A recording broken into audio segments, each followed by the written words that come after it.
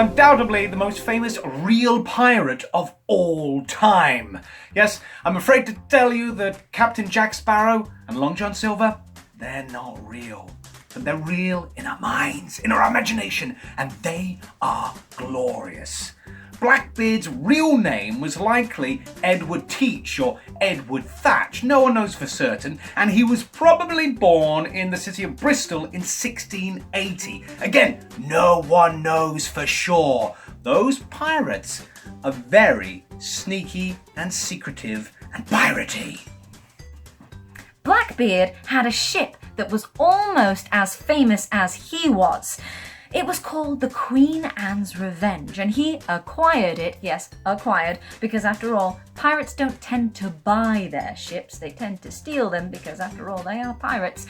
He acquired this ship after a big battle, and it was a fancy French merchant ship that he adapted and changed to his needs. He named it the Queen Anne's Revenge because he felt that Queen Anne, funnily enough, needed avenging, so he named it after her.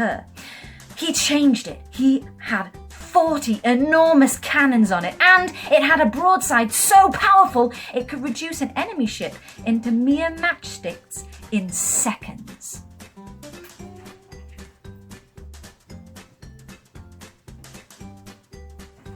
Blackbeard had something like 14 different wives. That guy really loved getting married. But could you imagine how complicated and difficult it must have been come Valentine's Day when he had to do 14 different presents and write 14 different cards to Mary, Susie, Wilma, Tina, Julie, Susie, Falula, Shanique, Tito,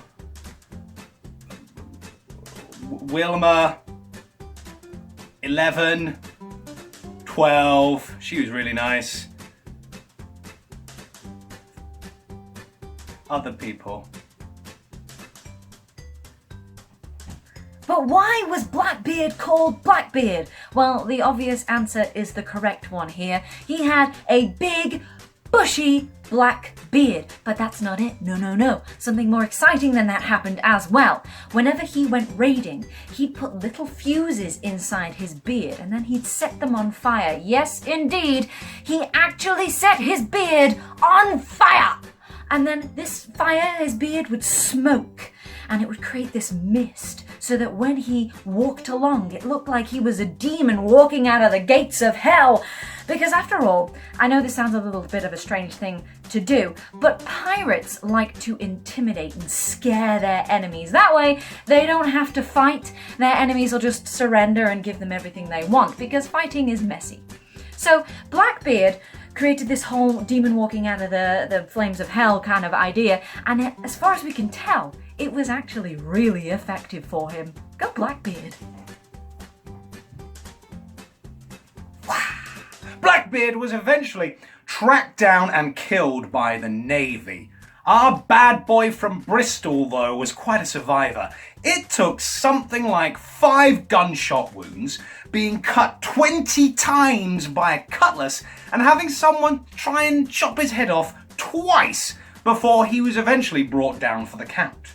Legend has it that when Blackbeard's decapitated body was flung into the sea, it swam round the ship several times like some kind of headless chicken before eventually it sank to the bottom of Davy Jones's locker. Glub, glub, glub, glub, glub, glub, glub, glub, glub. Headless chicken in the sea. And that's it for our fun facts about Blackbeard.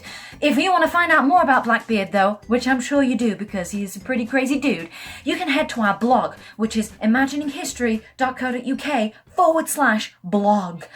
And there you can find out more about Blackbeard, more about pirates, and various other exciting eras of history as well. And if you like this video, make sure you share it with all ye pirate friends so that they can find out about Blackbeard as well. Until then, yo-ho, me hearties! See you next time.